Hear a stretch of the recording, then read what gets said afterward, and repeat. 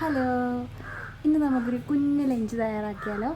അപ്പോൾ നമ്മുടെ ലഞ്ചിനുള്ള കറികൾ എന്തൊക്കെയാണെന്ന് വെച്ച് കഴിഞ്ഞാൽ ഇത്തിരി ബീഫുണ്ട്, അത് കറി വെക്കണം. കുറച്ച് മോരുണ്ട്, അത് പുളിശ്ശേരി ഉണ്ടാക്കണം. ഒരു ഇത്തിരി മുരിങ്ങയ്ക്കയുണ്ട്, അതൊന്ന് അവിയൽ വെക്കണം. പിന്നെ സ്പെഷ്യലായിട്ട് നമുക്കിന്ന് കുറച്ച് ഉണക്കച്ചീനിയുണ്ട്, അതൊന്ന് വേവിക്കണം. പിന്നെ ചോറും. അപ്പോൾ ഇത്രയും കാര്യങ്ങളൊക്കെ വെച്ച് നമുക്കൊരു കുട്ടി ലഞ്ച് തയ്യാറാക്കിയാലോ ഇന്ന് ഉച്ചയ്ക്ക്. തയ്യാറാക്കാം, വാ വരൂ.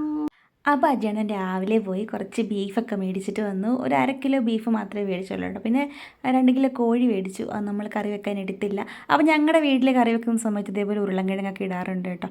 ഇത് ഉരുളൻകിഴങ്ങ് ഇടുന്നത് ടേസ്റ്റിനാണെന്നാണ് ഞാൻ വിചാരിച്ചത്. പക്ഷേ പിന്നെ അമ്മ പിന്നീടൊക്കെ പറയുമായിരുന്നു, നമ്മൾ കുറച്ച് ഇറച്ചി ഉള്ളതെന്നുണ്ടെങ്കിൽ നമ്മൾ ഉരുളൻകിഴങ്ങ് കൂടെ അതിൻ്റെ കൂട്ടത്തിലിട്ട് കറി വെക്കും എന്നൊക്കെ പറഞ്ഞു. ഇന്ന് കുറച്ച് ബീഫേ ഉള്ളതാണെന്നുണ്ട് നമ്മൾ കുറച്ച് ഉരുളൻകിഴങ്ങ് കൂടി ഇട്ട് കറി വെക്കാമെന്ന് വെച്ച് ടേസ്റ്റൊക്കെ ആയിക്കോട്ടെ എന്ന് വിചാരിച്ച് അമ്മ തണ്ട് അവിടെ നിന്നുണ്ട് അതിൻ്റെ കാര്യങ്ങളൊക്കെ റെഡിയാക്കി വെച്ചിട്ട് നമ്മുടെ തേങ്ങയൊക്കെ മുറിച്ചെടുത്ത് ഇതേപോലെ ചീകി എടുക്കാൻ പോവുകയാണ്, എന്നിട്ട് കടുക് വറുക്കാൻ വേണ്ടിയിട്ട്. അങ്ങനെ അതൊക്കെ റെഡിയാക്കി വെച്ച സമയത്ത് ഞാൻ നമ്മുടെ ബീഫ് കണ്ടു. നല്ല ചുവന്ന കളറിലെ നല്ല അടിപൊളി ബീഫായിരുന്നു. കുറച്ചധികം എല്ലും കൂടെ മേടിച്ചിട്ടുണ്ട്. അപ്പം നമ്മളതൊക്കെ കഴുകിയെടുക്കുകയാണ്. ഞങ്ങളുടെ വീട്ടിൽ ബീഫ് മേടിച്ച് കഴിഞ്ഞാൽ ഞാനല്ല, എൻ്റെ മാതാജിയാണ് കേട്ടോ കറി വെക്കുന്നത്. ഞാൻ കറി വെച്ച് കഴിഞ്ഞാൽ അത്ര ശരിയൊന്നും ആവത്തില്ല. അതിന് കുറച്ച് കാരണങ്ങൾ കൂടിയുണ്ട്. ഒന്നാമത്തെ കാര്യം എന്ന് വെച്ച് കഴിഞ്ഞാൽ ഈ ഉള്ളിയും വെളുത്തുള്ളിയും ഇഞ്ചിയൊക്കെ ഞാൻ മിക്സിയിലൊക്കെ അരച്ച് വെക്കത്തേ ഉള്ളൂ. പിന്നെ ഞാനിത് ഗ്യാസിലൊക്കെ വെക്കാൻ നിൽക്കത്തുള്ളൂ. ഇതൊന്നും അല്ല അമ്മ ചെയ്യുന്ന കാര്യം, ഇതൊന്നും അല്ല. അമ്മ എന്ന് വെച്ച് കഴിഞ്ഞാൽ ഇതെല്ലാം വിറകടുപ്പിലൊക്കെ വെക്കുകയുള്ളൂ.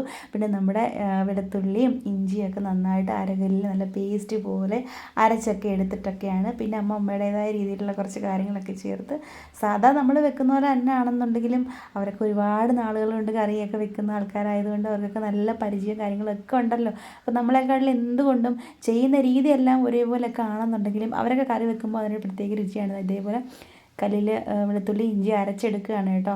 അപ്പോൾ മറ്റ് ബാക്കിയുള്ള കാര്യങ്ങളൊക്കെ വഴറ്റാനായിട്ട് അരിഞ്ഞവിടെ വെച്ചിട്ടുണ്ട്. അത് കഴിഞ്ഞിട്ടാണ് ഇതൊക്കെ ചെയ്യുന്നത്. അപ്പോൾ ഈ സമയം കൊണ്ട് ഞാൻ ബീഫൊക്കെ കഴുകിയെടുത്ത് റെഡിയാക്കി കൊണ്ടുവന്നായിരുന്നു.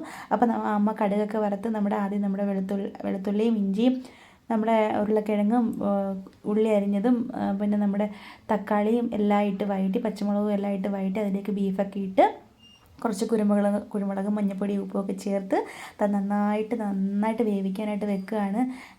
ഞാനൊക്കെ ആണെന്നുണ്ടെങ്കിൽ ബീഫ് ആദ്യം കുക്കറിലൊക്കെ ഇട്ട് വേവിച്ചിട്ടൊക്കെ ചെയ്യാൻ നിൽക്കും. പക്ഷേ അത് നല്ലതാണ്. എന്നാലും അമ്മ ഇതുപോലെ അടുപ്പിലൊക്കെ എല്ലാം ചെയ്യുള്ളൂ. വേണമെന്നുണ്ടെങ്കിൽ കുറച്ച് മുറ്റുള്ള ഇറച്ചിയൊക്കെ ആണെന്നുണ്ടെങ്കിൽ കുക്കറിലൊന്ന് വേവിച്ചിട്ട് വെക്കും. പിന്നെ ഞാൻ മുരിങ്ങയ്ക്ക അവിയൽ വെക്കാനായിട്ടുള്ള തേങ്ങയൊക്കെ തിരുമ്മി എടുക്കാൻ കേട്ടോ.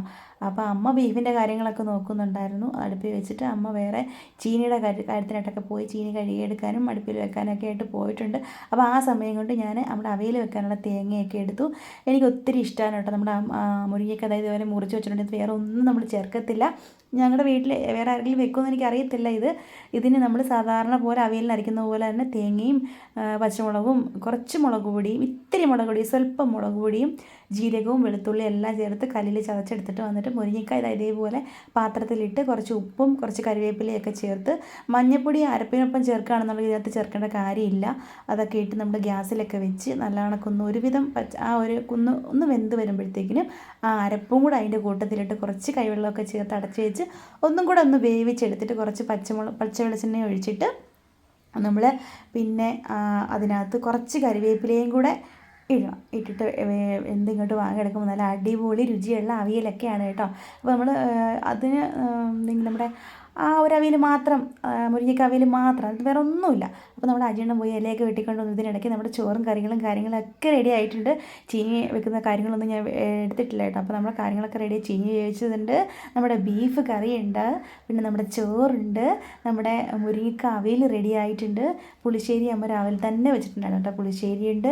അപ്പോൾ ഒത്തിരി നാളിന് ശേഷം നമ്മൾ ഇലയിലൊക്കെ നമ്മളല്ല, ഞാൻ മിക്കവാറും കഴിക്കും. കാരണം വാഴയൊക്കെ ഇഷ്ടംപോലെ ഉണ്ടായതുകൊണ്ട് ഇലയൊക്കെ വെട്ടിയിട്ട് നമ്മളെപ്പോഴും ചോറ് കഴിക്കും. പക്ഷേ അണ്ണ ഇപ്പോൾ ഒത്തിരി നാളായിട്ട് വാഴയൊക്കെ കഴിച്ചിട്ട് അപ്പം ചോറൊക്കെ കഴിക്കാനൊക്കെ ആയിട്ട് പോവുകയാണ്. ഇലയൊക്കെ ഇട്ടിട്ട് അൻ്റെ മുമ്പിൽ കുത്തിയിരിക്കുകയാണ്.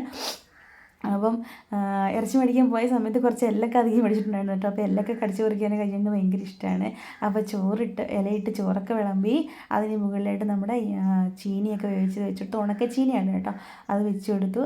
എന്നിട്ട് ഞാൻ കറി കോരി ഇടാൻ നേരത്ത് 2-3 കഷ്ണം എല്ലും കൂടെ ഒക്കെ വെക്കാമെന്നൊക്കെ പറയുകയാണ്. എല്ലൊക്കെ ഭയങ്കര ഇഷ്ടമാണ്. കഷ്ണത്തിനെക്കാട്ടിലും ഏറ്റവും കൂടുതൽ എല്ലാണ് കേട്ടോ.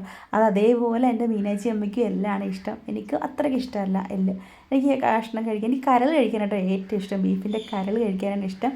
അതേപോലെ തന്നെ കോഴിക്കറി വെക്കുമ്പോഴും അതിൻ്റെ കരൾ കഴിക്കാനാണ് കേട്ടോ എനിക്കിഷ്ടം. അപ്പോൾ ഈ കോഴി പാർട്സ് മാത്രം കിട്ടുമല്ലോ, നമ്മുടെ കരളൊക്കെ മാത്രം കിട്ടില്ല. അപ്പോൾ അത് നമ്മൾ അത് മേടിച്ചിട്ട് വന്നതുപോലെ കരൾ മാത്രം പൊരിച്ച് കഴിക്കും. അപ്പോൾ ചോറും കറികളൊക്കെ വിളമ്പിയിട്ടുണ്ട്, നമ്മുടെ മുരിങ്ങയ്ക്ക തോരനൊക്കെ വെച്ചിട്ടുണ്ട്. അപ്പോൾ അതിൻ്റെ കൂടെ എൻ്റെ മാതാജിയും കയറി ഇരുന്ന് നമ്മുടെ ചീനിയും പുളിശ്ശേരിയും കറിയും എല്ലാം ഒഴിച്ച് കഴിക്കുകയാണ്. ഇനി ഇവർക്കൊക്കെ വിളമ്പി കൊടുത്തിട്ട് എനിക്ക് കഴിക്കാനൂടെ വിളമ്പി വെച്ചിട്ടുണ്ട്. അപ്പം നമ്മുടെ അവിയലുണ്ട്, നമ്മുടെ ഉപ്പുമാങ്ങ അച്ചാറുണ്ട്, നമ്മുടെ ബീഫ് കറിയുണ്ട്, നമ്മുടെ ഉണക്കച്ചീനി വേവിച്ചതുണ്ട്. അപ്പോൾ അതൊക്കെ വിളമ്പി വെച്ച് ഇനി കഴിക്കാനായിട്ടൊക്കെ പോവുകയാണ്. ഇപ്പോൾ ഇത്രയേ ഉള്ളൂ. Tata bye bye, see U.